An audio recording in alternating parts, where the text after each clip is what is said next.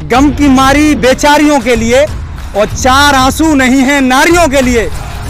गम की मारी बेचारियों के लिए और चार आंसू नहीं है नारियों के लिए, और बेटियों के लिए नारे देते हैं जे और जनसभाएं करते हैं ये बलात्कारियों के। आज तक कहीं अगर लोकतंत्र में ये हुआ हो कि एक महिला प्रस्तावक का साड़ी खींचने का काम किया गया हो, ये हिंदुस्तान के लोकतंत्र की शायद पहली ऐसी कहानी होगी। और ये भारतीय जनता पार्टी डर और भय का माहौल पैदा करके उत्तर प्रदेश के चुनाव को परिवर्तित करना चाहती है। घबराए हैं और योगी जी के आंखों में भय है, और इस बार उत्तर प्रदेश से भाजपा का सफाया तय है। घबराहट है इनकी, घबराहट और झुंझुलाहट है। ये आपने पश्चिम बंगाल चुनाव में देखी होगी, ममता बनर्जी के साथ इन्होंने उन पर हमला कराया और अपने ही कार्यकर्ताओं के द्वारा एक महिला पर आरएसएस के लोगों द्वारा हमला कराया गया, और ये दिखाया गया, प्रधानमंत्री की तरफ से ट्वीट किया गया।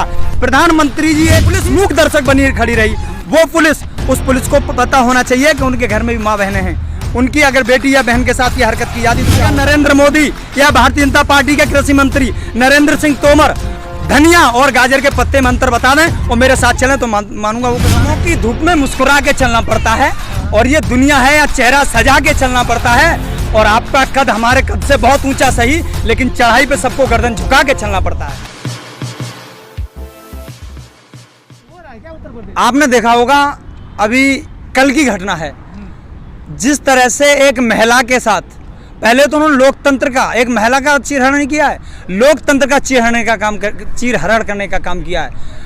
दुर्योधन ने और दुशासन ने जब द्रौपदी का चीरहरण किया था तो उन्होंने उनको जुए में जीता था, लेकिन इन्होंने लोकतंत्र का चीरहरण करके उस महिला का चीरहरण किया है। इन्होंने कठुआ के अंदर एक बच्ची के साथ बलात्कार किया जाता है, उस बलात्कारी के फेवर में भारतीय जनता पार्टी के झंडे लेकर के सभाएं की जाती हैं। कुलदीप सिंह सेंगर जैसे विधायक के साथ Bharatiya Janata party meeting attend करती है बलात्कार करने के बाद।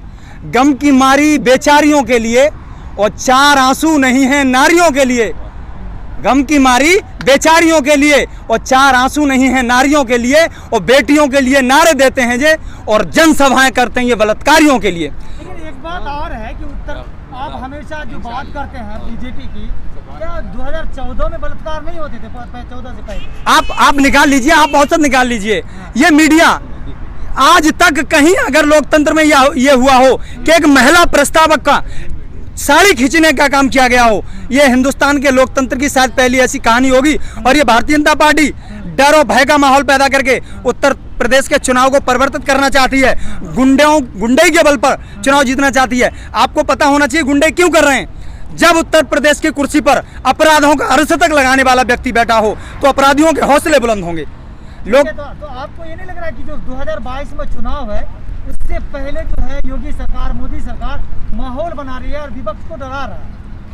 ऐसा है, मोदी जी घबराए हैं और योगी जी के आंखों में भय है, और इस बार उत्तर प्रदेश से भाजपा का सफाया तय है। ये घबराहट है इनकी, घबराहट और झुंझुलाहट है। ये आपने पश्चिम बंगाल चुनाव में देखी होगी, ममता बनर्जी के साथ इन्होंने उन पर हमला कराया और अपने ही कार्यकर्ताओं के द्वारा एक महिला पर आरएसएस के लोगों द्वारा हमला कराया गया, और ये दिखाया गया, प्रधानमंत्री की तरफ से ट्वीट किया गया। प्रधानमंत्री जी एक छींक है, और बलात्कार करने के बाद इनका एडीजी लॉ एंड ऑर्डर जो सरकार के अधीन है वो खड़ा होकर के ये कहता है कि बलात्कार नहीं हुआ। भाजपा के प्रवक्ता ये कहते हैं कि बलात्कार नहीं हुआ। ये टीवी पर बैठ करके उन महिलाओं की जो है अपमान करने का काम करते हैं, जो बार करने की बात करते हैं, महिलाओं पर बार। हिंदुस्तान सरकार में 42 से 43 सांसद महिलाएं बैठी हुई हैं, शर्म आनी चाहिए उन्हें। स्मृति ईरानी जो चूड़ियां भेज देती थी, आज वो कहाँ हैं? देखिए, आप लोग तो चाह ही रहे थे कि जो जिसे धर्म की राजनीति होती है, मुसलमान जो है ना वोट ना करें, मुसलमान को भगा दिया जाए, वो सरकार चाह रही है। होगा उत्तर प्रदेश? मुसलमान नहीं, ये हिंदुस्तान है। हाँ। गमों की धूप में मुस्कुरा के चलना पड़ता है, और ये दुनिया है या चेहरा सजा के चलना पड़ता है। और आपका कद हमारे कद से बहुत ऊंचा सही, लेकिन चढ़ाई पे सबको गर्दन झुका के चलना पड़ता है। ये हिंदुस्तान है, ये लोकतांत्रिक देश है। इस देश की आज़ादी के लिए मुसलमानों ने अपना त्याग, तपस्या, बलिदान, और मुसलमानों ने, हर जाति धर्म के लोगों ने, इस हिंदुस्तान की मिट्टी में शहीद अशफाक उल्लाह खान का खून है। वो शहीद अशफाक उल्लाह खान जब अंग्रेज जनरल ने उनसे पंडित राम प्रसाद बिस्मिल के खिलाफ गवाही देने को कहा। उन्होंने कहा नहीं, हुव्वल वतन मिनल ईमान, वतन की मोहब्बत मुसलमान का आधा ईमान। टैंक तोड़कर हम वीर बने हैं, लंदन की जेल में माफीनामा लिखकर वीर सावरकर नहीं बने। हमने अणु को छुआ है तो परमाणु बम बनाने वाले अब्दुल कलाम बने हैं।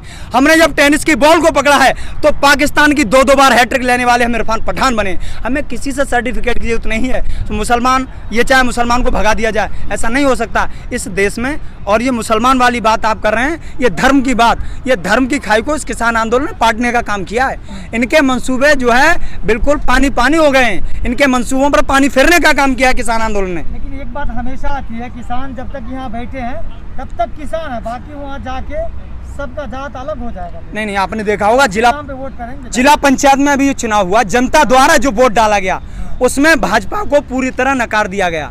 लेकिन गुंडई के बल पर जो प्रशासन है, प्रशासन की गुंडई के बल पर, शासन के अधीन प्रशासन काम कर रहा है। उन पुलिस वालों को शर्म आनी चाहिए। एक एसपी के गाल पर तमाचा एक जिलाध्यक्ष मारकर चला जाता है, ये क्या है? आप जब सुबोध कुमार सिंह जैसे इंस्पेक्टर के कातिलों को माला पहना करके भारतीय जनता पार्टी में शामिल करेंगे तो अपराधियों के हौसले बुलंद होंगे। सरकार के संरक्षण में गुंडे पल रहे हैं, इसलिए ये सब कुछ होता चला जा रहा है। इसीलिए लोकतंत्र का जो है खात्मा करने पर तुली है भारतीय जनता पार्टी। योगी जी कहते हैं गुंडाई खत्म कर दी है यूपी से। आपने देखा परसों की घटना है, सीतापुर के अंदर क्या किया गया है? एक महिला प्रस्तावक को नंगा किया गया पुलिस के सामने और पुलिस मूक दर्शक बनी खड़ी रही। वो पुलिस, उस पुलिस को पता होना चाहिए कि उनके घर में भी माँ बहनें हैं। उनकी अगर बेटी या बहन के साथ ये हरकत की जाती तो क्या होता? अब प्रधानमंत्री का खून उबाल नहीं मारता। उनको महिलाओं के सम्मान के बारे में बिल्कुल पता नहीं है। जिनके घर में महिलाएं नहीं है, जो हिंदू धर्म के अंदर अग्नि को साक्षी मानकर 7 फेरे लिए जाते हैं तो 7 जन्म तक वो रिश्ता निभाया जाता है। रामचंद्र जी ने, जिनका नाम लेकर के ये सरकार चलाते हैं, उन्होंने अपनी पत्नी का पता लगाने के लिए रावण के कुल का तमाम अंत कर दिया था। लेकिन ये अपनी पत्नी को घूमते फिर रहे हैं, दूसरों को 3 तलाक, 1 तलाक, 2 तलाक बात कर रहे हैं। तो उनका पर्सनल मैटर है। बाकी आप 8 महीने से बैठे हैं, सरकार पे तो कोई असर पड़ा नहीं आपका। सरकार पे असर क्यों नहीं पड़ रहा? आप बताइए। उत्तर प्रदेश के जिला पंचायत चुनाव में सरकार भारतीय जनता पार्टी को नकारा जनता ने। नतीजा क्या निकला उसका? नतीजा आने वाले समय में ये किसान जो बैठा हुआ है, किसान की मांग ये है, इस किसान ने इस भारतीय जनता पार्टी को ये सोचकर वोट दिया था कि भारतीय जनता पार्टी हमारा विकल्प है। लेकिन भारतीय जनता पार्टी चंद पूंजीपतियों के गुलाम बनकर रह गई है। प्रधानमंत्री नरेंद्र मोदी, अगर मुकेश अंबानी के घर में एक पोता होता है तो वहाँ बधाई देने पहुँच जाते हैं, लेकिन 700 किसान यहाँ शहीद हो जाते हैं, उन पर कोई ट्वीट नहीं करते। अजब सी बेहिसी है, अजब सी बेहिसी है, उनका दामन नम नहीं होता और साहब के फेंकने का सिलसिला ही कम नहीं होता। और जो कल तक कुत्तों के पिल्लों की मौत का भी मातम मनाते थे, उन्हें देश के अन्नदाता की मौत का गम नहीं होता। कैसे प्रधानमंत्री आप? आपको तो किसान मानते ही नहीं। जो किसान है उनके संपर्क में, उनकी हम हम उनको सरकार नहीं मानते। हम उनको सरकार नहीं मानते। अगर वो हमें किसान नहीं मानते, कैसे किसान नहीं मानते? मैं पूछना चाहता हूं, अगर नरेंद्र मोदी या भारतीय जनता पार्टी के कृषि मंत्री नरेंद्र सिंह तोमर धनिया और गाजर के पत्ते में अंतर बता दें और मेरे साथ चलें तो मानूंगा वो किसान है। हम किसान हैं, हमें किसी की सर्टिफिकेट जरूरत थोड़ी है। ये किसान इसलिए बैठा हुआ है कि आप इन काले कानूनों को वापस कर लीजिए। राजनाथ सिंह तो कहते हैं कि हम किसान हैं। राजनाथ सिंह कहते हैं किसान है तो सरकार यहाँ आके बात क्यों नहीं करते किसानों से? ये वही प्रधानमंत्री भी तो कहते थे मैं किसान का बेटा हूँ, किसान मेरे दिल में बसता है। आज वही किसान 45 डिग्री सेल्सियस के तापमान में तप रहा है। प्रधानमंत्री जी कहाँ हैं? उनके दिल में किसान है। यहाँ किसान सड़कों पर पड़ा हुआ है, उनकी कुर्सी से महज 15 किलोमीटर दूर पर खड़ा हुआ है। उनके कान पर जू नहीं लग रही। किसान ये अब इनको ये समझ में आ गया है कि हमने गलत जगह, चाय वाले ने गलती से दूध वाले से पंगा ले लिया है, ये बहुत महंगा पड़ने वाला है। तुम चाय वाले करते रहते हो, वो मुख्यमंत्री भी रह चुके हैं, जब भी चाय बेच रहे थे क्या वो? उन्होंने एक लोगो लगा रखा है कि मैंने चाय बेचा है और मैंने जो मेरी माता जी वहाँ काम करती थी, ये करती थी, वो करती हैं, इसलिए मैं बता रहा हूँ चाय का लोगो है तो चाय वाले पे दूध वाले भारी पड़ रहे हैं। ये किसान दूध पैदा करके देता है। यही किसान जब नमक की थैली लेने जाता है जो एक व्यापारी के यहाँ से आती है वो 20 रुपए की है और उसी किसान का दूध 1 किलो दूध 30 रुपए का मिलता है। क्या है ये किसान का शोषण करने का काम किया जा रहा है इस भारतीय जनता पार्टी की सरकार में, चंद पूंजीपतियों का फायदा करने के लिए। इससे ये किसान को नुकसान नहीं है, ये नुकसान देश की आम जनता को होने वाला है। आप देख रहे हैं जिस तरह से एक भुट्टा जब देश के अंदर कॉन्ट्रैक्ट फार्मिंग लागू नहीं की गई है तो वो भुट्टा सड़क पर 10 रुपए का मिलता है। अगर उसी भुट्टे के दानों को आप किसी व्यापारी के मॉल से खरीदेंगे जाकर के तो वो 100 रुपए में दिया जाएगा। आप इससे समझ लिए। लेकिन देश की जनता, कुछ लोग ये क्यों कहते हैं कि महंगाई देश के हित में है, देश के लिए जरूरी है, तो उस समय आप जिनके आंखों पर अंधभक्ति का चश्मा लगा हुआ है, अगर देश हित में महंगाई होती तो पेट्रोल डीजल इतने दिन से महंगा है, कौन सी अर्थव्यवस्था देश की सुधरी है?